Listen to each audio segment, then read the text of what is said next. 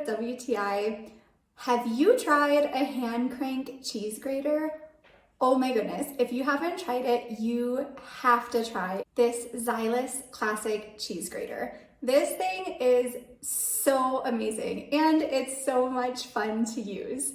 So it's very easy. All you have to do is take your block of cheese and set it in the grating compartment, and then you just use your hand to crank and you get beautiful cheese in perfectly grated form for your food and for your toppings. I think this thing is amazing. We have had so much fun using it since we got it. We've been putting grated cheese on top of everything. So if you are looking for a fun, very useful, super easy to use cheese grating tool for your kitchen, I highly recommend this one. And that's my point of view.